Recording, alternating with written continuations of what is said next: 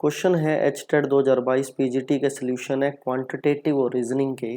दोनों मीडियम में मैंने क्वेश्चन लिखा हुआ है, जिसमें आपको सूटेबल लगे आप कर सकते हैं। क्वेश्चन ये है कि एक्स और वाई दोनों एक दूसरे की तरफ मुंह करके खड़े हैं। अब मान लो ये एक्स है और ये वाई है, तो एक्स का मुंह जो है इधर की तरफ मान लेते हैं और तो वाई का मुंह उसके सामने है। ठीक है जी। ये कह रहे हैं कि y की परछाई x की दाईं ओर बढ़ रही है, मतलब अगर x इस तरफ खड़ा है तो दाईं ओर इस साइड होगा। इसका मतलब जो y की परछाई है वो इधर है। तो इसका मतलब ये हुआ कि सूरज अगर यहाँ से उग रहा है तो इसका मतलब ये पूरब और ये क्या है, इसकी पश्चिम दिशा है। इसने ये पूछा है कि y का मुंह किस दिशा में है। इसका मतलब जो y का मुंह है वो उत्तर दिशा में है। इसका मतलब जो हमारा आंसर है वो फर्स्ट हो जाएगा। ठीक है जी। क्वेश्चन है एचटेट पीजीटी 2022 का रीजनिंग का। एक नाव में किसी निश्चित दूरी को धारा की दिशा में 3 घंटे तथा वापसी में 4.5 घंटे में तय करती है। धारा की चाल 3 किलोमीटर प्रति घंटा है, तो शांत नाव की जल की चाल बतानी है। देखो इसमें अगर मैं नाव की चाल x मान लूँ और धारा की चाल अगर y मान लें, तो हम दूरी का सूत्र जानते हैं। दूरी का सूत्र होता है चाल गुना में समय। चाल जो है हमारे पास x है और y है। अगर धारा की तरफ जाएंगे, हम धारा के साथ साथ जाएंगे तो हमेशा चाल जुड़ती है। ठीक है जी। और उसमें उन्हें 3 घंटे लगे। इसका मतलब पहली समीकरण के हिसाब से 3 गुना में x प्लस वाई हो जाएगा।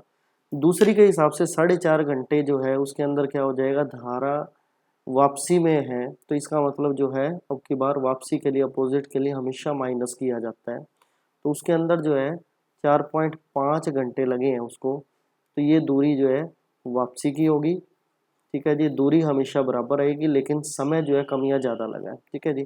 तो दूरी ये दोनों बराबर है, इसका मतलब ये दोनों इक्वेशन भी इक्वल होंगी। तो इसका मतलब क्या होगा, 3 × x + y इसके इक्वल हो जाएगा 4.5 x - y के। ठीक है जी।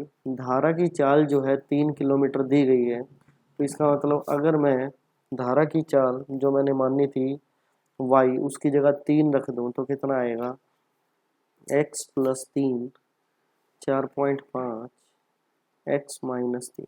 ठीक है। तो वैल्यू क्या बनी, 3x प्लस में 9 बराबर 4.5 x माइनस कितना हो जाएगा, ये 13.5 गुणा करोगे तो ये वैल्यू इधर आके x वाली x के साथ कैलकुलेट हो जाएगी माइनस की 1.5 और ये वैल्यू -13.5 और -9 हो जाएगा उधर जाके। ठीक है जी। तो हमारे पास वैल्यू क्या बनेगी, -1.5 1.5 और ये हो जाएगा -22.5।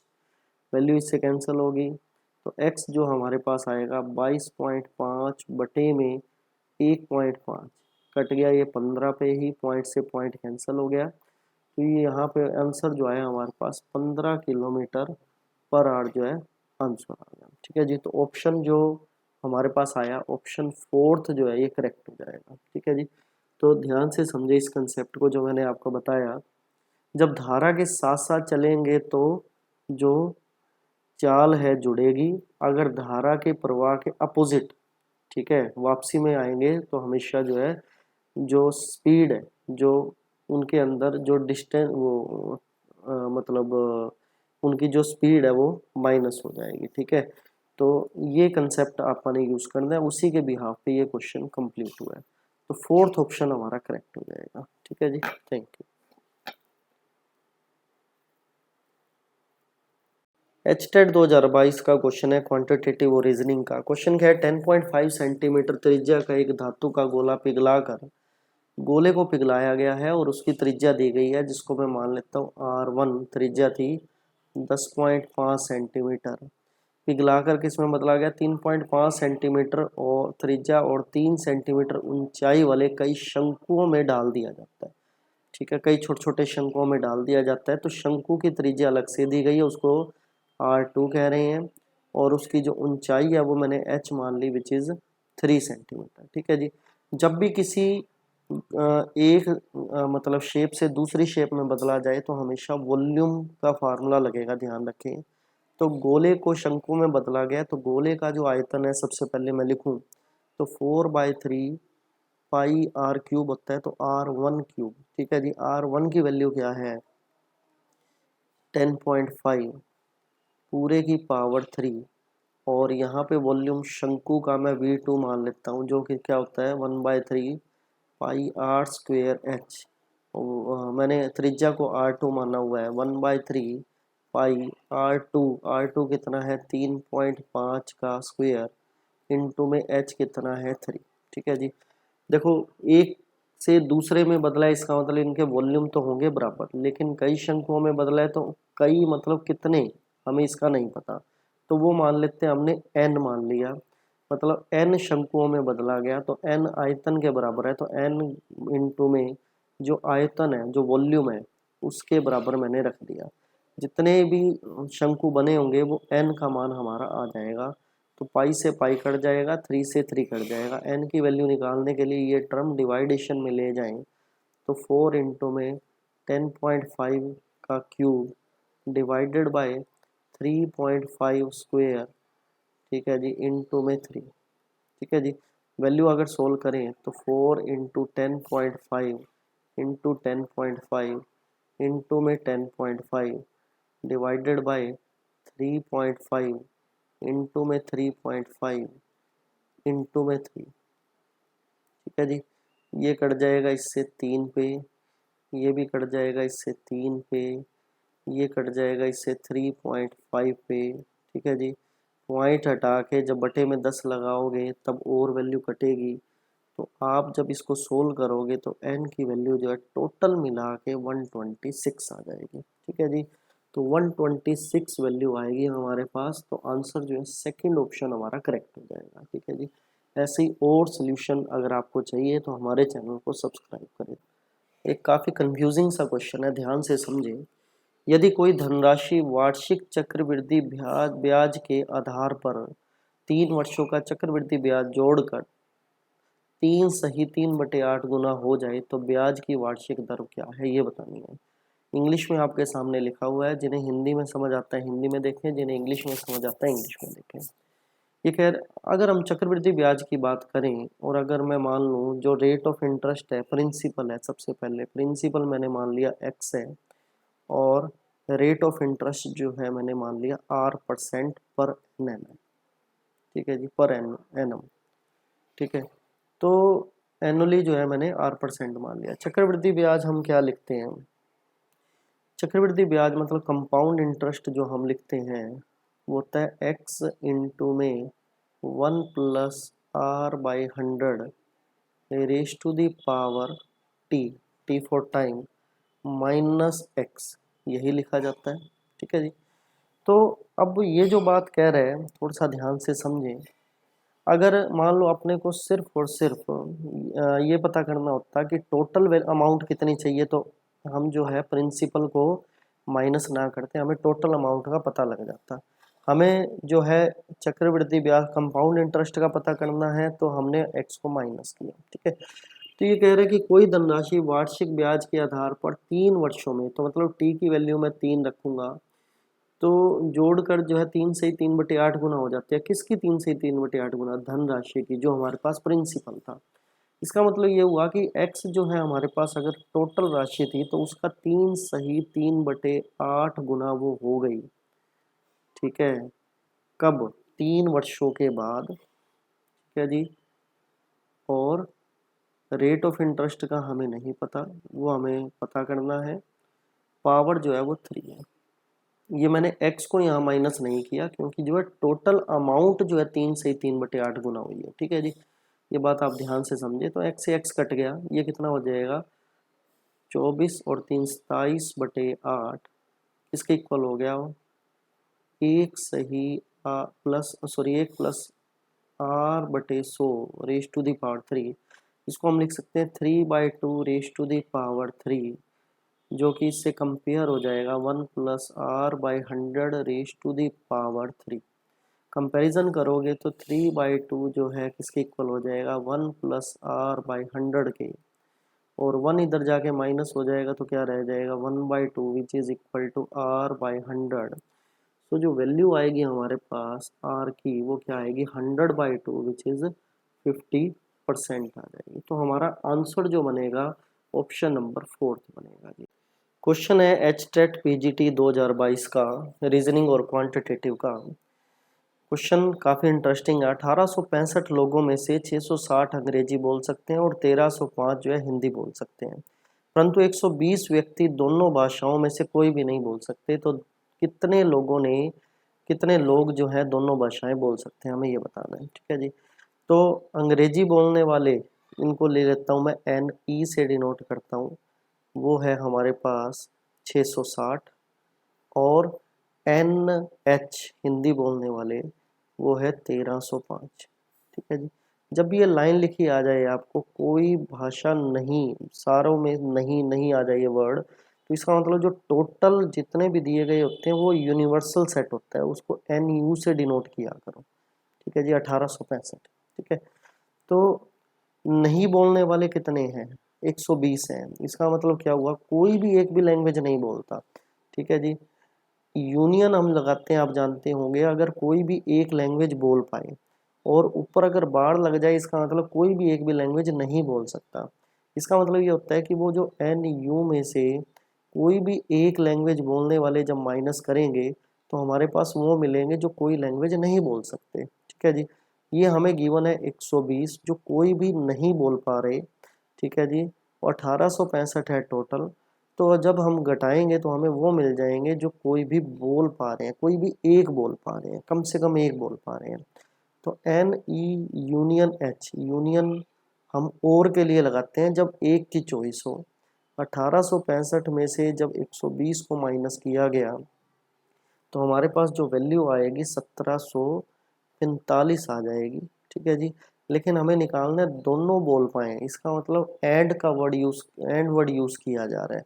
बोथ का मतलब होता है दोनों भाषाओं के लिए एंड वर्ड यूज होता है। एंड के लिए इंटरसेक्शन का यूज होता है, और हम फार्मूला जानते हैं इसके अकॉर्डिंग क्या होता है, ई यूनियन एच का क्या होता है, N E plus N H minus N E intersection H. Intersection जो है ये एंड के लिए यूज होता है जब दोनों चॉइस इकट्ठे लेके चलनी हो। ठीक है, हमारे पास कोई ऑप्शन ना हो। यूनियन में क्या हो जाएगा, ये 1745, और एन ई हमें गिवन है 660, और ये गिवन है 1305। ठीक है जी। हमें एन ई इंटरसेक्शन एच को फाइंड करना है। इसका मतलब बोथ द चॉइस, दोनों बोलने वाले फाइंड करने हैं। इसको मैं इधर ले आता हूँ, एन ई इंटरसेक्शन एच क्या आ जाएगा हमारे पास, इसका टोटल अगर करें 5 6 9 1 माइनस 1745 माइनस करोगे तो वैल्यू जो बनेगी माइनस करके वो 220 बन जाएगी। ठीक है जी। जो हमारा ऑप्शन बनेगा इसके अंदर, ऑप्शन नंबर फर्स्ट जो है करेक्ट हो जाएगा। ठीक है जी। ये कंसेप्ट वैसे इजी है लेकिन एक क्वेश्चन में आपको नहीं समझ आएंगे, आपको इसके लिए टोटल टॉपिक पढ़ना पड़ेगा, लेकिन जो है आपको समझ जरूर आ जाएगा। ये बात स्पेशल उनके लिए कह रहा हूँ जो विदाउट मैथ जो है एच टेट का एग्ज़ाम देते हैं। ठीक है, उनके लिए ये कंसेप्ट काफ़ी इजी पड़ेगा। अगर वो पूरा टॉपिक करते हैं तो एक ही क्वेश्चन समझोगे तो आपको कुछ नहीं समझ आएगा। ठीक है जी। और ऐसा ही क्वेश्चन हर साल पेपर में आता ही आता है, तो कृपया मैं यही कहूँगा कि आप इस टॉपिक को करें, ढंग से करें। ठीक है जी।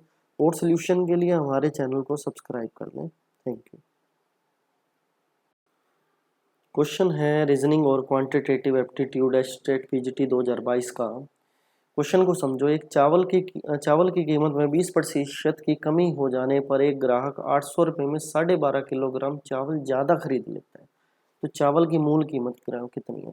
मान लो 20% की कमी ना होती और एक्स कीमत जो है उसकी मूल कीमत होती, तो वाई किलो चावल खरीदने के लिए उसे 800 रुपये देने पड़ते हैं। सिंपल सी बात है। इसका मतलब जो वाई की वैल्यू हो जाती 800 बटे में एक्स हो जाती। अब जब 20% की कमी हो गई है, ठीक है जी, 20% की जब एक कमी हो ही गई है तो जो चावल का मूल्य निकल के सामने आएगा वो कितना आ जाएगा, 4x/5 आ जाएगा। ठीक है। अब ये कह रहे हैं कि अगर वो इतने रेट में चावल ले रहे हैं, ठीक है जी, तो वो पहले जितने चावल ले रहा था, ये इतने चावल ले रहा था, उसमें 12.5 किलो चावल उसने ज़्यादा लिए।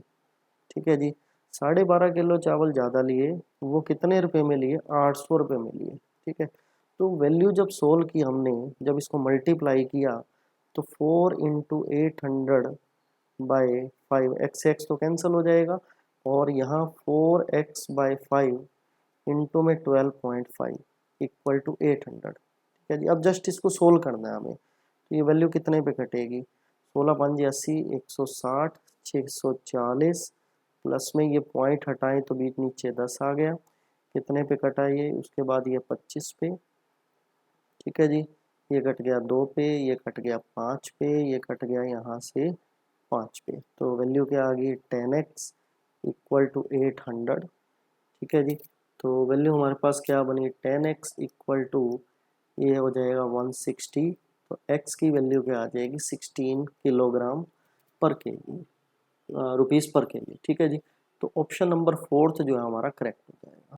देखिए क्वेश्चन है ये, विभाजन के एक योगफल में विभाजक मतलब डिवीज़र की बात हो रही है, भागफल का 12 गुना है। इसका मतलब अगर विभाजक में डिवीज़र में px मान लूँ, तो वो कोशेंट का 12 गुना है। कोशेंट मैंने क्या मान लिया? qx है। ठीक है जी, और शेष फल का 5 गुना है, तो px जो है वो rx का 5 गुना है। ठीक है जी, rx हमें गिवन है 36, तो यहाँ पे 36 रखें तो 5 गुना में 36 किसके बराबर हो गया? 180 के। और px की वैल्यू जब यहाँ रखी जाएगी तो आप जानते हैं qx की वैल्यू क्या आ जाएगी? 180 बटे में 12 कितना आ जाएगा? 15। डिवीजन एल्गोरिथम आप सभी जानते हो, वो होती है gx बराबर px इंटू में qx प्लस में rx। इसमें जो px है वो डिवीज़र है, qx कोशेंट है और rx रिमाइंडर है। इसकी वैल्यू है 180 गुना में 15। ठीक है जी, प्लस में 36। वैल्यू जब सोल्व करोगे तो 2736 आंसर आ जाएगा। हमें भाज्य निकालना था, तो सेकंड ऑप्शन करेक्ट हो जाएगा। ठीक है जी, थैंक यू। देखिए इस क्वेश्चन में हमें ये बताना है कि अगला नंबर कौन सा होगा। अगर ध्यान से देखें तो यहाँ से यहाँ पे z और बीच में y रह रहा है, इधर से अगले में w रह रहा है, wx y z जैसे आप लिखते हैं, इसमें रह रहा है u, इसमें अगले से इसमें रह रहा है s। ठीक है, तो इस तरीके से आप यहाँ पे ये q, और इसी तरीके से आप अंदाज़ा लगा सकते हैं, बीच में o रहेगा तो यहाँ पे n आएगा पहला अक्षर। तो मतलब या तो ये ऑप्शन हो सकता है या फिर थर्ड ऑप्शन हो सकता है, दोनों में से कोई एक ऑप्शन हो सकता है। ठीक है, अब यहाँ से देखें तो a क्या आएगा? B C D. ठीक है, दो का, ऐसे ही दो दो के अगर अंतर में देखा जाए तो डी ई एफ फिर जी आ रहा है, आई जे के बाद आई जी एच आई फिर जे आ रहा है। ऐसे ही यहाँ पे पी के बाद क्या होगा? यहाँ पे पी क्यू आर, और उसके बाद क्या आएगा? यहाँ एस आएगा। ठीक है जी, तो ऑप्शन नंबर थर्ड के अंदर ही है, ये नहीं आएगा, फिर ये आ जाएगा, ये ऑप्शन कट जाएगा। ठीक है जी, तो ऑप्शन थर्ड जो है हमारा करेक्ट आंसर हो जाएगा। और अगर आपको मान लो नंबर के हिसाब से देखना होता तो नंबर के हिसाब से भी मैं आपको बता देता हूँ बीच वाला नंबर कैसे आया। ठीक है जी, नंबर को बताने के लिए थोड़ा सा आपको जो है इसके अंदर नंबरों को अलग से करना पड़ेगा, अगर आपको ढंग से समझना है कि ऐसा क्वेश्चन फिर से कभी आ जाए। टिपिकल सा क्वेश्चन है, देखिए ये 1 और ये 2 है। ठीक है, 1 के बाद 2 आ रहा है, 2 के बाद आ रहा है 6, 2 के बाद 6 कैसे आ रहा है? 6 को मतलब 2 इंटू 3 लिख सकते हैं। ठीक है जी, इसके बाद ये नंबर कैसे आया? एक नंबर बड़ा करें, 6 के बाद 7। ठीक है, ये 2 के बाद मैंने लिखा 3, ये 2 से अगले वाला नंबर यहाँ मैंने लिखा है, और इस 2 के बाद वाला नंबर मैंने यहाँ लिखा है। ठीक है जी, इनटू में 6 के बाद वाला नंबर यहाँ लिखा है 7। ऐसे ही मैं अगले वाले में पता है क्या करूँगा? 3 के बाद क्या लिखूँगा? 4, और 21 से अगला नंबर क्या लिखूँगा? 22। ठीक है, नेक्स्ट जो है इसके अंदर 4 के बाद क्या लिखूँगा? यहाँ पे 5, और इससे जो बड़ा नंबर है 88 से बड़ा नंबर क्या लिखूँगा? 89, जिससे 445 बनेगा। इसी तरीके से आप अंदाज़ा लगा सकते हैं, मैं 5 के बाद क्या लिखूँगा? 6, और 445 से अगला क्या लिखूँगा? 446। जब आप इनकी मल्टीप्लाई करोगे तो आपको जो है आंसर मिलेगा 2676। ठीक है, रीजनिंग का एक बहुत अच्छा क्वेश्चन है। अगर अल्फ़ाबेट, इंग्लिश अल्फ़ाबेट ना दिए होते तो बहुत मुश्किल हो जाता इसको आंसर को निकाल पाना। ठीक है जी, ये बीच वाला आंसर निकाल पाना बहुत मुश्किल हो जाता। इन शॉर्ट अपने को वहाँ पे क्या है, आंसर से मतलब होता है कि आंसर बन जाए, अपने को ये मतलब नहीं होता। ठीक है, सिर्फ एक आपके लिए एक सीक्वेंस अगर ऐसी आ गई तो कैसे सोल्व करनी है तो आपको थोड़ा अंदाजा होना चाहिए। तो ऑप्शन नंबर 3 जो हमारा करेक्ट आंसर हो जाएगा। क्वेश्चन नंबर 69 है। क्वेश्चन में ये कह रहा है कि किसी संख्या को 5, 9 और 13 से विभाजित करने पर, डिवाइड करने पर 2, 6 तथा 10 बचता है। तो ऐसी छोटी से छोटी संख्या क्या होगी? देखो, अगर बिना डिवाइड किए डायरेक्टली अगर थोड़ा सा आइडिया लगाना चाहें तो 5 से नंबर वही डिवाइड होगा जिसके लास्ट में या तो 5 आएगा या फिर 0 आएगा। दो दो अगर माइनस करें हर एक नंबर में, चारों ऑप्शन में से, तो चारों ऑप्शन में 2 माइनस करने पर हर एक के लास्ट में 0 आएगा। जैसे यहाँ 600 आ जाएगा, ये 590, ये 570 और 580। तो इससे तो बात नहीं बनी। हम 9 से डिवाइड होने वाली संख्याओं में देखते हैं कि क्या होगा। 9 से डिवाइड वही संख्या होंगी जिनके डिजिट का सम, अंकों का जोड़ जो है 9 बनता होगा। ठीक है, तो 602 में से इसका जो शेषफल है वो घटा दो। 602 में से 6 घटाओगे तो बनेगा 596। ठीक है, तो ये कितना हो गया, 5 और 9 14, 14 और 6 20। 20 जो है 9 से भाग नहीं होता, इसका मतलब ऑप्शन फर्स्ट तो हमारा करेक्ट नहीं हो सकता। ऐसे 592 में से 6 घटाएं तो क्या रह गया, 586। ठीक है, तो कितना हो गया, 5 और 6 13, सॉरी 5 और 8 13, 13 और 6 19। तो 19 भी 9 से डिवाइड नहीं होता। इसी तरीके से इसको देखें तो 6 घटाएं अगर तो ये क्या हो गया, 566 566। कितना हो गया, 12, 6 6 12, 12 और 5 17। ठीक है, 17 भी 9 से डिवाइड नहीं होता। एक लास्ट ऑप्शन बचता है, वही रहेगा। फिर भी वेरीफाई करना चाहो तो कर सकते हो। ठीक है, 582 में से 6 घटाओगे तो कितना रहेगा, 576। कितना हो गया, 5 और 7 12, 12 और 6 18। 18 जो है 9 से डिवाइड हो जाता है। बाकी आप 13 पे चेक करोगे तो 13 से भी ये डिवाइड जरूर होगा जब इसमें से 10 घटाया जाएगा। ठीक है जी, तो ऑप्शन नंबर 4 जो है हमारा करेक्ट आंसर बन जाएगा। HTET PGT 2022 में आया हुआ कोडिंग का एक बहुत गजब सा क्वेश्चन है। इसमें ये कह रहा है कि एक वर्ड है पार्टिकल। पार्टिकल को उसने किसी कोड में लिखा है।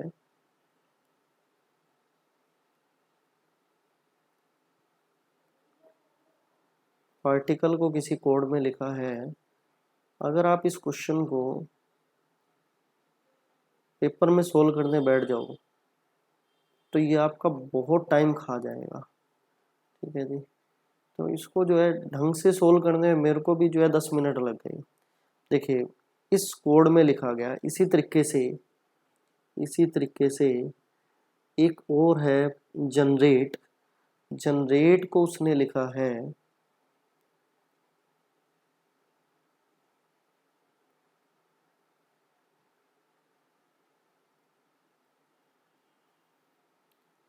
जनरेट को उसने इस फॉर्म में लिखा है FOFHFUBS।